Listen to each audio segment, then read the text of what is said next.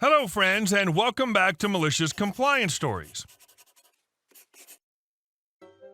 Great job handling your neighbor. It's fun to watch entitled people figure out that they're wrong and there's nothing they can do about it. But before we begin, best way to support our channel is to leave comments, like, and subscribe with the turned-on bell so you don't miss the new video every single day. Here we go. My grass or your cul-de-sac?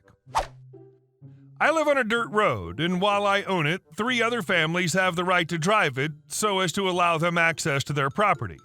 All good. Where the road curves over time, gravel is built up well off the road and visually make that portion look like an abandoned parking lot.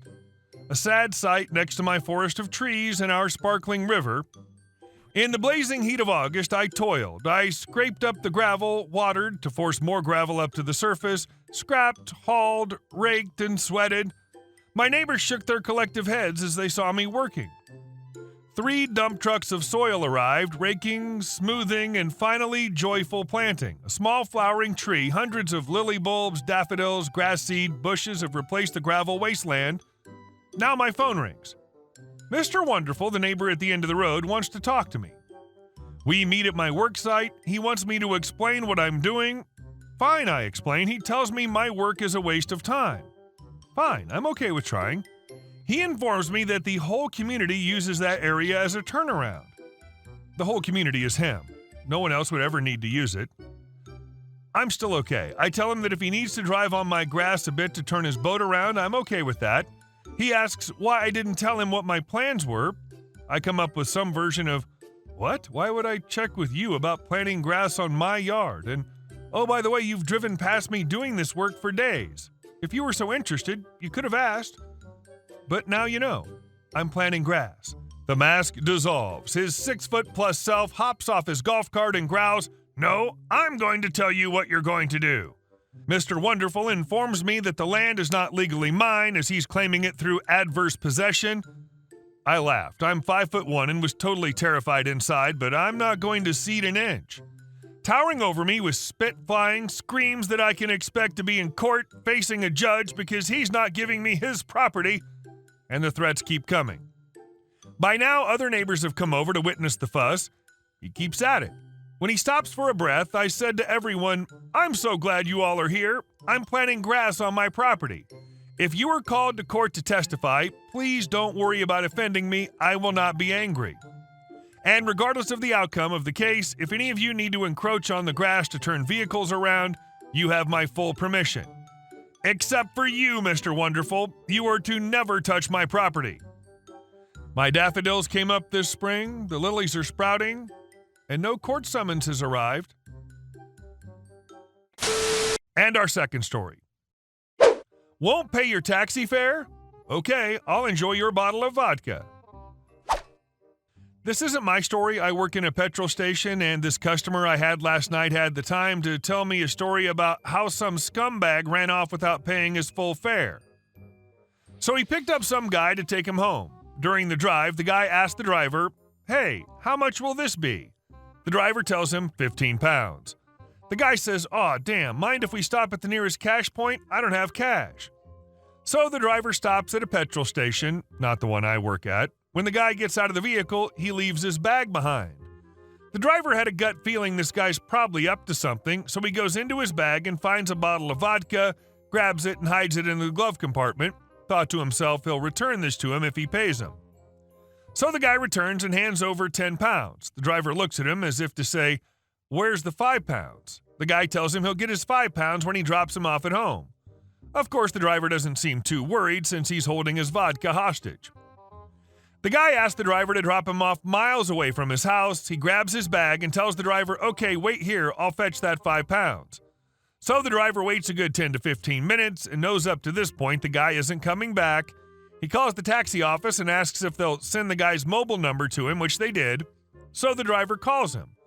Guy picks up phone. "Hello?" Driver. "Hello, it's me, your taxi driver. Just reminding you, I'm still waiting on you to return with 5 pounds. Guy. Haha, what, mate? Driver. I told you from said place to said place, and you paid me 10 pounds, and fare was 15. Guy. F off. I don't owe you crap. Driver. Oh, okay. That's fine. If you just check your booze bag, you'll find you're missing a bottle of vodka. Guy checks his bag. You better give me that back now. That vodka was 20 pounds. Driver. Well, it must be good stuff then. Feel free to come back with the rest of my money. The guy then makes a threat saying he'll come down to the office, so the driver tells him, sure, come on down or get a taxi down. I don't care, but until you pay the rest of the fare, he'll be enjoying that vodka. Then the driver told me that's the last he heard of that guy, and the vodka's still in his cupboard as he's never had time to drink it. And our last story. I was harassed by the police, went to court, had all charges dropped, and got the offending officer formally reprimanded. So, I was driving home on twisty wooded road through wealthy neighborhood, read lots of trees, big houses set back from the road, no streetlights, in my beater pickup truck. About 10 p.m. on a Thursday night, cop happens to be ahead of me.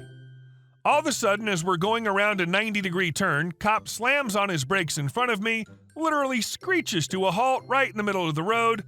I slam my brakes on as well, stop at least 10 feet behind him without my tires squealing, i.e. I was following at a safe distance. Cop waits about a minute just sitting there, then goes forward to the next driveway, about 100 yards up, and pulls off. I'm like, okay, derp, get back to driving.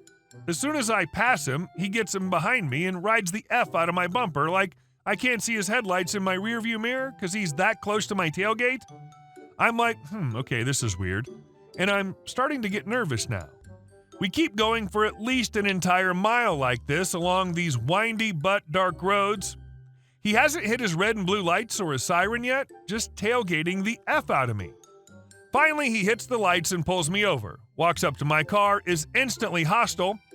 I try to be polite and pleasant, tells me I'm giving him attitude, tells me to get out of the car, makes me sit on the ground in front of his patrol car, stands over me and begins telling me how I was tailgating him and speeding, starts threatening me, telling me he was originally just going to write me a ticket, but now with the attitude, how would I like to spend the night in jail? How would I like to pay to get my truck out of impound tomorrow? How would I like a $1,500 fix-it ticket to have my speedometer calibrated? How will mommy and daddy feel about that bill? I had told him I was driving to my parents' house, which was about 6 blocks from where he pulled me over. I was 26 at the time and fully self-sufficient. Mommy and daddy would have said, you were a jerk, bacon face. Obviously, I didn't say that. I've dealt with many a cop and have learned to just say yes and sorry and thank you and avoid looking them in the eyes. So yeah, he harasses me, lecturing me, and makes me sit on the ground in front of his car. I'm in shorts and flip-flops visiting the Bay Area from San Diego, and it's winter, so it's in the mid-40s. I'm shivering and miserable, but he just makes me sit there for about 30 minutes. Meanwhile, 3 more police vehicles show up with a total of 6 officers lurking around. Officer Douche, who pulled me over, goes back to his car to start writing me up for crap. We'll come back to this. Meanwhile, 2 of his comrades come over, stand me up, pat me down, and start giving me sobriety tests, despite the fact that I clearly stated I had not been drinking. These 2 new guys immediately figure out that I'm sober and didn't do a damn thing and that I'm totally cooperating. One of them even apologizes to me. So now I've been standing out in the cold for a full hour. I've passed their sobriety tests. They still breathalyzed me. I blew .00. And finally, douchey cop comes back and hands me a bunch of paperwork. Article 1, speeding ticket for doing 50 in a 25. Article 2, moving violation, following too closely, aka tailgating. Article 3, mandatory DMV driver retest, requiring both written and road tests. Article 4, fix-it ticket, stating my tow hitch was impeding his ability to view my license plate. He had me sign all this crap, then handed me back my license, but before he let it go, as we both had our hands on it, he says, I'll be taking this back real soon. Meaning I would be losing my driver's license because of his citations and testimony or some crap. In my head, I'm thinking, wow, that's his best tough talk? So yeah, I typed up my whole effing story and I printed Google Maps and crap and I mailed it all in.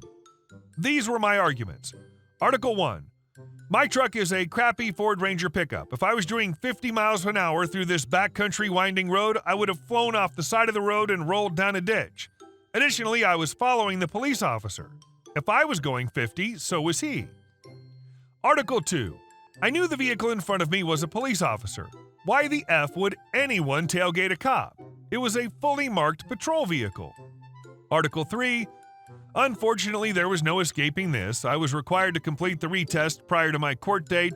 I took the written exam, scored 100%, took the driving test, scored 100%. My driving test examiner told me in the car at the end of the test, "Your driving's perfect, and we don't usually get these requests for something as small as a speeding ticket. That cop must have really disliked you." Article 4. My tow hitch mounts under the effing bumper. It in no way impedes anyone's ability to see my license plate. I found another cop a week or 3 later, and he immediately signed off that I had corrected this violation. Okay, so I mail in my arguments with supporting info, maps, sign, fix-it ticket, DMV test results, and a few weeks later, I get mail back from the court, all charges dropped, information forwarded to XX Police Department. A few weeks later, I get a phone call from Officer Douche's direct superior. He apologizes, explains that Officer F-Face had complaints before, says he didn't act according to department standards, says he'll discipline the officer, but requests that I not make a formal complaint, says he'll have better luck teaching this officer if there's nothing formal added to his file. I say F that, though much more politely. I insist this become part of Officer Crapbag's official formal file. I send in a copy of my testimony. Superior Piglet calls me later to let me know he received it and issued a formal reprimand. Meanwhile, I'm out $20 or $30 for the driving test and like 5 hours of my time. But in the end, the system protected me from this angry little piglet who tried to rape me roadside on one fine winter's night in the Bay Area. Hey guys, thank you all for watching the video. I'll see you in the next one.